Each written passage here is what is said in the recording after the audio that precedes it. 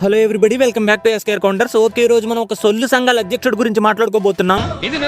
Basic గా వీడి మీద చాలా మంది వీడియోలు చేశారు, మనం కూడా చాలా వీడియోలు చేయాల్సి వచ్చింది. బట్ వీడిలో మాత్రం మార్పు రాలేదు మావా. సారీ, రాదు కూడా మావా. Law will take its own course.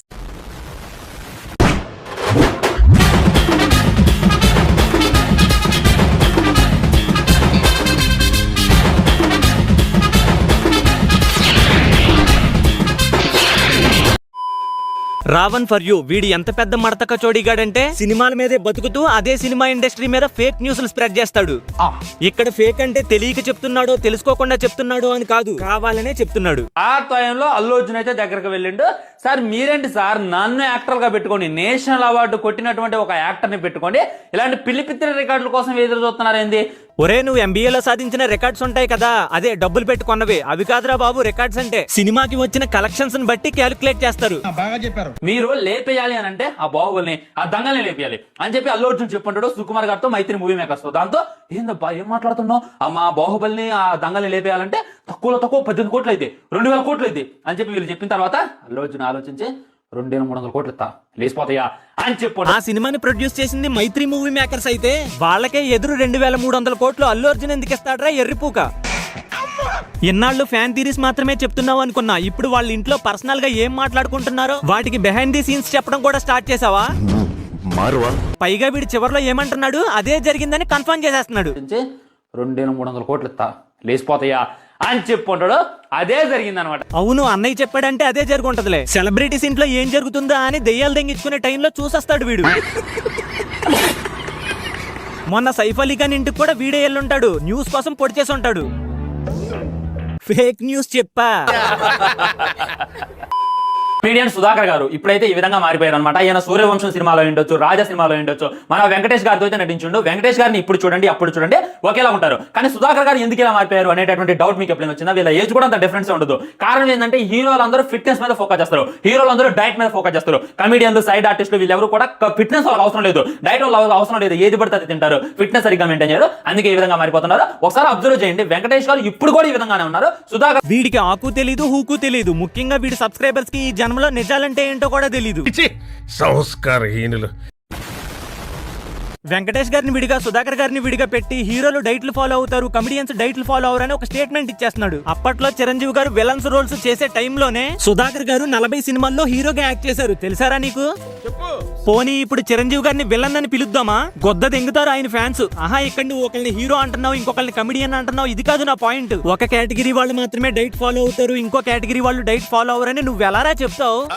అంటే అది నిజానికి సుధాకర్ గారి వంటి స్వభావాన్ని బట్టి ఆయన ఆరోగ్యం బాగోక ఫైనాన్షియల్ గా కూడా వీక్ అవటం వల్ల, ఇంకా కొన్ని పర్సనల్ ఒత్తిళ్ల వల్ల ఇలా అయిపోయానని ఆయనే ఒక ఇంటర్వ్యూలో చెప్పారు. బట్ వీడు మాత్రం కమెడియన్స్ డైట్లు ఫాలో అవర్ కాబట్టి ఇలా అయిపోయాడని చెప్పి ఒక పిచ్చి బుక్ స్టేట్మెంట్ ఇచ్చాడు. ఇప్పుడు ఎక్కడ కొట్టాలరా నిన్ను? కొట్టకుండా పనే మార్గం లేదా? నా దృష్టిలో అయితే ఆయన ఒక మరి మీరేమనుకుంటున్నారో కమెంట్ చేయండి మావా.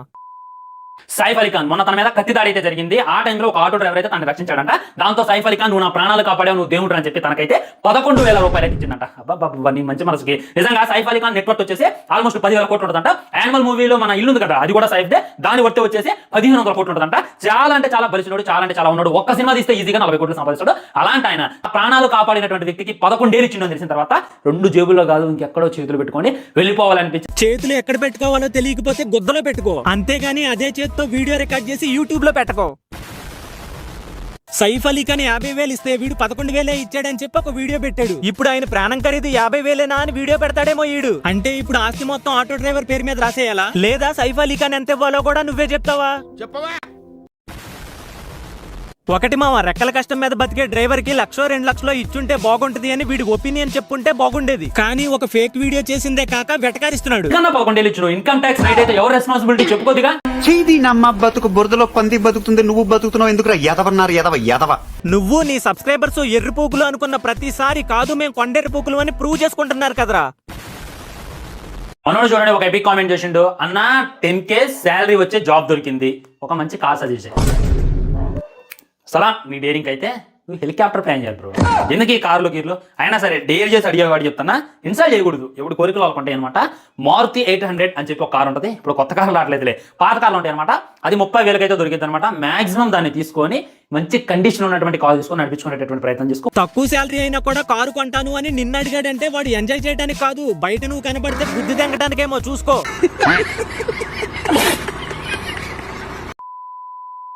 ఒక మహాన్ బాబుడు ఏమైనా కామెంట్ పెట్టిండో చూడండి. సంక్రాంతికి వస్తున్న మూవీ నాకైతే నచ్చలేదు బ్రో, కానీ ఫ్యామిలీ ఆడియన్స్ కి సింపుల్ గా నచ్చేస్తుంది. అంటే నువ్వు బజారుడు బ్రో, అంటే నువ్వు అనదువా, నీకు అమ్మ నాన్న లేదా, నువ్వు ఫ్యామిలీ కదా, జస్ట్ ఆస్కింగ్ అనమాట. ఒరే అందులో తప్పే ఉందిరా, కొంతమంది సినిమా మొడ్డలా ఉంది లవడాలా ఉంది అని కమెంట్లు పెడతారు, కానీ వీడు నాకు నచ్చలేదు ఫ్యామిలీ ఆడియన్స్ కి నచ్చొచ్చు అనే కదరా చెప్పాడు. పోనీ మిగతా వాళ్ళని సినిమాకి వెళ్ళొద్దు అని ఏమన్నా చెప్తున్నాడా? మళ్ళీ ఈ కమెంట్ కి స్ట్రాంగ్ రిప్లై అంటూ వీడియో పెట్టడం నీ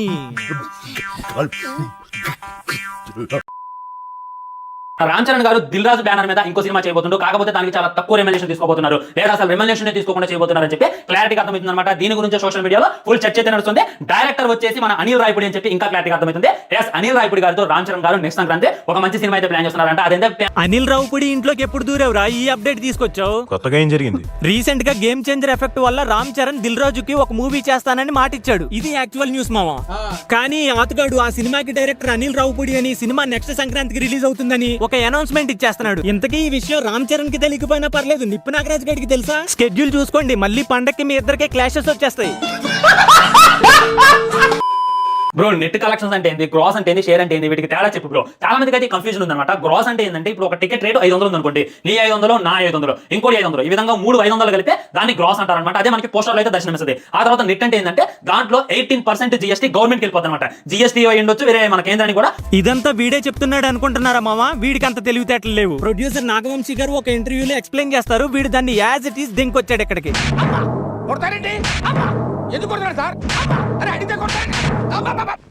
ఇంతేకాదు మావా, కలర్ ఫోటో డైరెక్టర్ సందీప్ రాజు ఒక ఇంటర్వ్యూలో మన టాలీవుడ్ మూవీస్ గురించి గొప్పగా మాట్లాడతాడు. అది కూడా వీడి ఐడియానే అన్నట్టు కాపీ దెంగాడు. ప్రౌడ్ టు బి టాలీవుడ్ అని చెప్పి నేను ఎందుకు చెప్తాను అంటే, మనలో 3 డైమండ్స్ లాంటి సినిమా తీశారు. ఇది ఏ ఇండస్ట్రీ వల్ల కూడా కాదు, మొట్టమొదటి మనం సినిమా అనమాట. ఎందుకంటే ఒక ఫ్యామిలీ నొప్పించాలి, అందులో ఉన్నటువంటి స్టార్స్ అందరూ నొప్పించాలి. వాళ్ళ ఆ తర్వాత ఈగా మూవీ, ఒక స్టార్ హీరో లేడు, స్టార్ డైరెక్టర్ లేదు. అప్పుడు రాజమౌళి గారు కూడా అంత పేరు లేదు. ఆయన ఈగా అనేటటువంటి సినిమా తీసే హీరో లేకపోయినా సరే ఈగతో కూడా నేను ఆ తర్వాత సీతమ్మ వాకిట్లో సినిమాలో చెప్తా ఇద్దరు స్టార్ హీరోలు ఒప్పించాలి. ఒప్పించడమే కాదు, ఈ సినిమాలో ఫైట్స్ ఉండవు, ఎలివేషన్ తెలుగు సినిమాలో ఉన్నాయి 3 అది అల్ట్రా క్లాసిక్ లెవెల్ ఏమన్నది ఏంటంటే no one in the Indian film industry can make. ఒకటి మనం, 2 ఈగ, 3 సీతమ్మ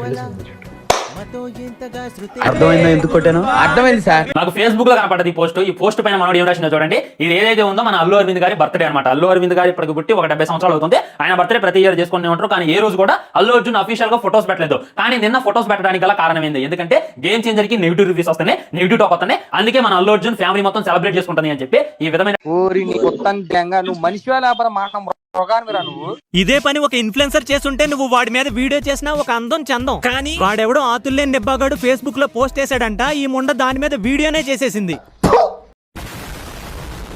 ఫ్రెండ్స్, క్రికెట్ ఆడమాకండి. క్రికెట్ అనేటటువంటిది జల్లికట్టు కన్నా చాలా డేంజరస్ గేమ్ గా మారుతుంది.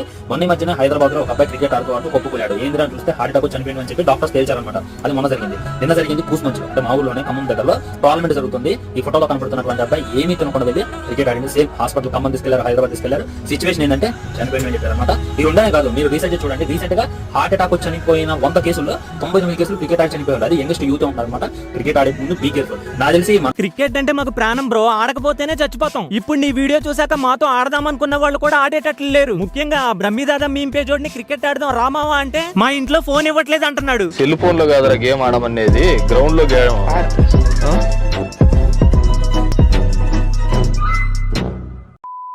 ఓకే గైస్, ఈ రోజుకి ఇంతే ఈ వీడియో మీకు నచ్చినట్లయితే 3K లైక్స్ కొట్టండి మావా. అలాగే ఈ వీడియోని షేర్ చేయండి, మన ఛానల్ ని సబ్స్క్రైబ్ చేసుకోండి. చూడటం కాదండి, మీరు చెయ్యాలంతే. మన మిగతా ఛానల్స్ లింక్స్ కూడా డిస్క్రిప్షన్ లో అలాగే పిన్ కమెంట్ లో పెడతా, వాటిని కూడా సబ్స్క్రైబ్ చేసుకోండి మావా. నెక్స్ట్ వీడియోతో త్వరగానే వచ్చేస్తా. థ్యాంక్స్, నమస్తే. అంతే విన్నర్ ఎవడ ఫ్యాన్ వాడు విన్నర్ అని చెప్పుకుంటలే. దీంట్లో ఏంది డిస్కస్